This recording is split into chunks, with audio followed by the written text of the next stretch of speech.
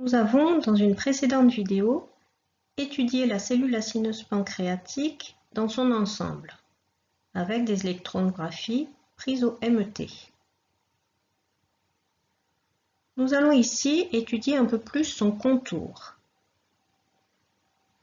Les aspects généraux de la membrane plasmique seront décrits en cours lors du premier chapitre. Ici, nous nous focaliserons sur les jonctions cellulaires. Les jonctions cellulaires sont des dispositifs de cohésion et de jonction présents uniquement au niveau des cellules des animaux. Ces dispositifs jonctionnels contribuent à l'association des cellules chez ces organismes pluricellulaires. Les jonctions cellulaires y sont particulièrement abondantes au niveau des cellules épithéliales, c'est-à-dire les cellules qui forment les revêtements. Revêtements qui peuvent être ceux trouvés à la surface du corps, d'où le préfixe épi qui signifie sur, ou revêtements qui peuvent être ceux couvrant les cavités ou les tubes débouchant sur le milieu extérieur. Par exemple, au niveau du tube digestif, au niveau de l'arbre respiratoire ou encore au niveau des conduits des systèmes reproducteurs ou excréteurs.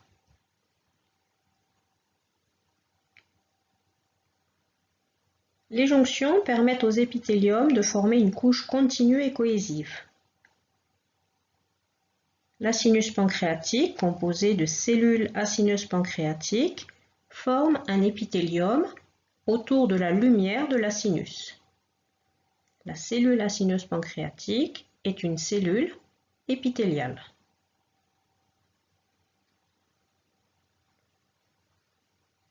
Faisons ici une petite aparté concernant le terme à ne pas confondre avec épithélial, c'est celui d'endothélial. Le préfixe endo signifie à l'intérieur.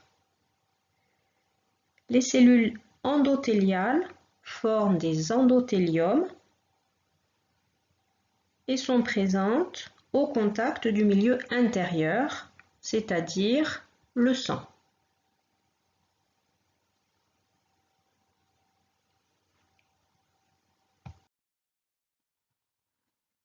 Nous présenterons les différentes jonctions en se basant sur l'exemple de la cellule acineuse pancréatique. Ce qui sera présenté concernant l'organisation et les rôles de ces jonctions dans le cadre de la cellule acineuse pancréatique sera aussi valable pour toute autre cellule animale qui les présente. Ces jonctions membranaires concourent à l'intégration de la cellule acineuse pancréatique dans l'organisme, puisqu'elles permettent des échanges et des accroches avec d'autres cellules de l'organisme. Ciblons sur la figure 2 uniquement les éléments concernant les jonctions. On observe une polarité au niveau de la membrane plasmique de la cellule acineuse pancréatique avec les jonctions positionnées dans un ordre précis d'un pôle à l'autre de la cellule. Vers le pôle apical, après la lumière de l'acinus, est présente la jonction étanche, encore appelée jonction imperméable ou jonction serrée. Elle permet d'attacher les cellules voisines. Elle empêche également le passage de molécules entre cellules.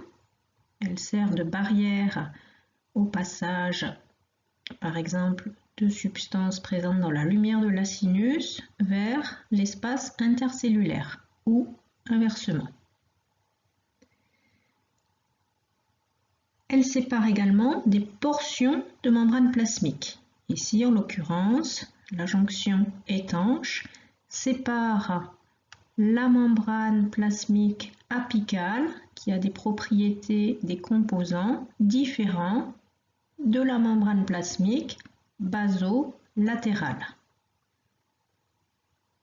La jonction étanche, effectivement, va empêcher la diffusion des substances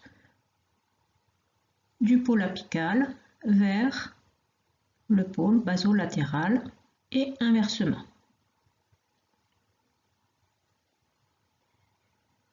Il va vous falloir apprendre à reconnaître au microscope électronique à transmission cette jonction et à justifier sa reconnaissance, ce qui d'ailleurs sera également demandé pour les autres jonctions. Par contre, le détail de tous les noms, notamment les noms que l'on verra de protéines mis entre parenthèses, ne sera pas à connaître.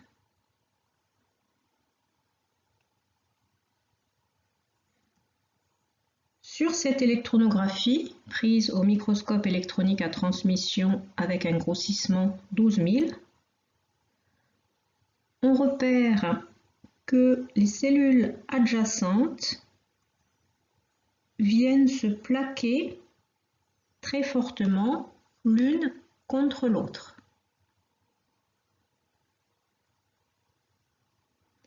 Formant un trait continu relativement épais, ne laissant pour ainsi dire pas apparaître l'espace intercellulaire. Voilà comment reconnaître la jonction serrée. Si par contre on utilise une électronographie avec une meilleure résolution, un grossissement plus important, ici en l'occurrence 20 000, on peut repérer les membranes plasmiques de chaque cellule. Ces membranes plasmiques ne sont en fait accolées que très localement au niveau des pointes de flèche. Entre ces zones d'attache, on peut repérer l'espace intercellulaire.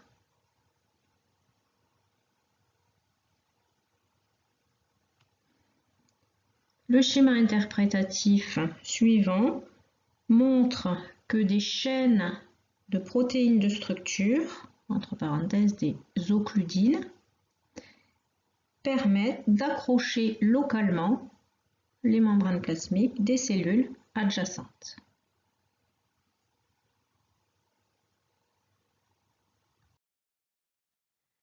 Abordons maintenant le desmosome ou jonction adhérente localisée.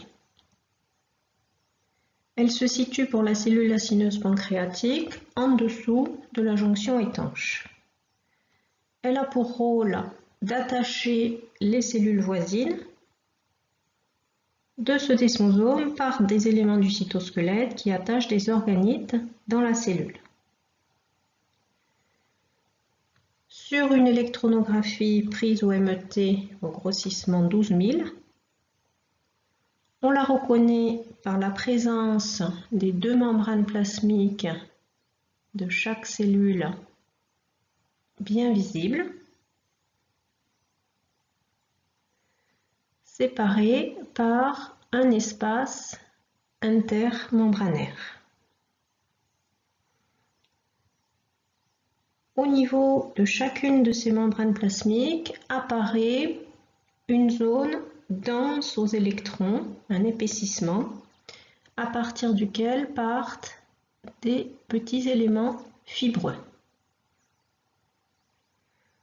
L'espace intercellulaire entre ces zones très denses est un peu dense aux électrons. Regardons avec un grossissement plus important que l'on commentera en parallèle avec un schéma interprétatif. Là encore, sont bien repérables les deux membranes plasmiques, une ici et une ici, donc les deux membranes plasmiques des cellules adjacentes, séparées par un espace intermembranaire. Cet espace intermembranaire est un peu dense aux électrons. Il apparaît ici en grisé. Ceci est dû à la présence de protéines d'attache. Ce sont des protéines de structure qui attachent les membranes adjacentes. Sur ces membranes adjacentes est présente une zone très dense aux électrons, une ici pour la première cellule, une ici pour l'autre cellule. Ce sont des plaques denses, là encore formées par des protéines de structure. De ces plaques denses part dans le cytoplasme un réseau fibrillaire. On ne repère pas sur ce cliché qui est partiel, mais ces filaments peuvent attacher des organites. Ces filaments sont des filaments du cytosquelette de type filament intermédiaire.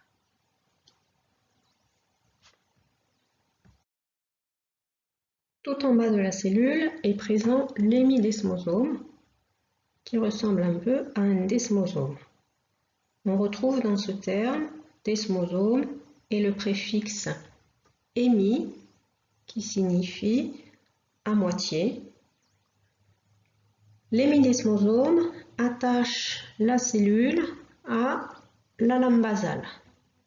La lame basale étant une matrice extracellulaire qui se retrouve à la base notamment des épithéliums et ici à la base de la cellule acineuse pancréatique. L'organisation de l'hémidesmosome ressemble à la moitié d'un desmosome. Voyons son organisation sur ce schéma explicatif. On retrouve la membrane plasmique de la cellule avec l'espace intercellulaire ou intermembranaire situé au-dessus de la lame basale représentée ici en vert. Des protéines d'attache ancrées dans une plaque dense formée de protéines de structure vont traverser la membrane plasmique et attacher la lame basale. De la plaque dense partent des filaments intermédiaires, filaments appartenant au cytosquelette, et on ne le voit pas ici, mais ces filaments peuvent attacher à l'intérieur de la cellule des organites.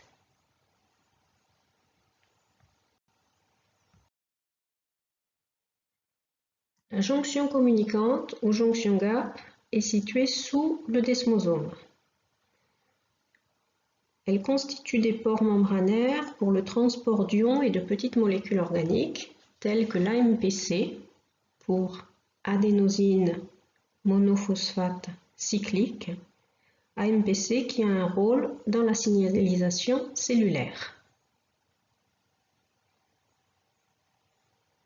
Analysons l'organisation au microscope électronique en l'expliquant avec un schéma interprétatif. Les deux membranes plasmiques sont bien discernables et très serrées l'une contre l'autre. L'espace intercellulaire est vraiment très réduit.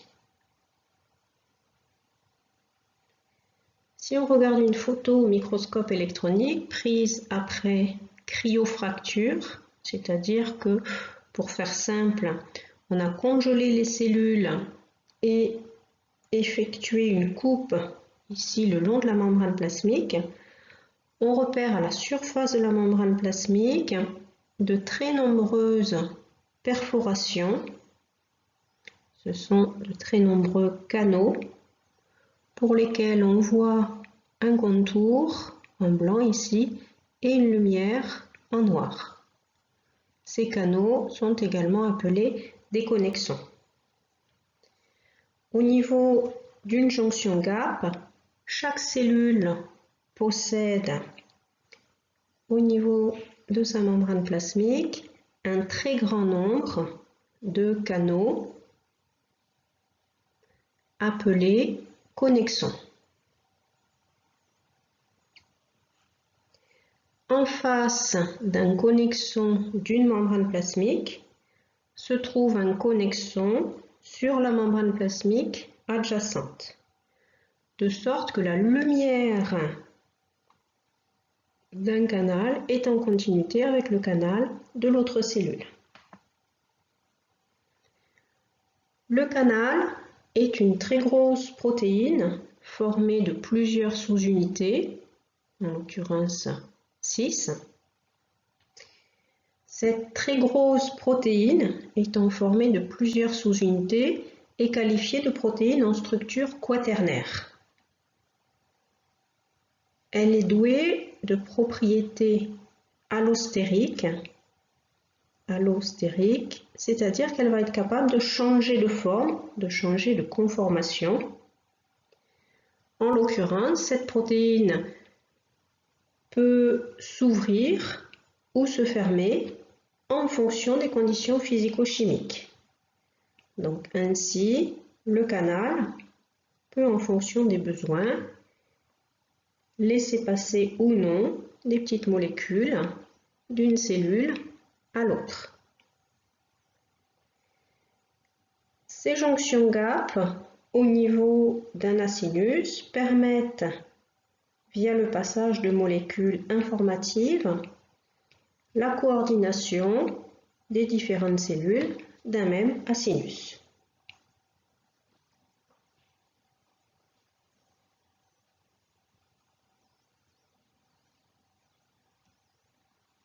Dernier type de différenciation membranaire présente sur la cellule aciniose pancréatique, ce sont les replis de la membrane plasmique, replis qui limitent les déplacements verticaux des cellules acineuses pancréatiques. Ces replis membranaires sont également appelés interdigitations. Sur une électronographie, ils apparaissent simplement sous forme d'expansion et de creux au niveau de la membrane plasmique des cellules adjacentes. Ils ne font pas intervenir de protéines spécifiques. Les deux membranes plasmiques sont bien visibles, séparées par un espace intercellulaire. À chaque fois qu'il y a pli au niveau d'une cellule, il y a en parallèle pli de la même forme dans l'autre cellule.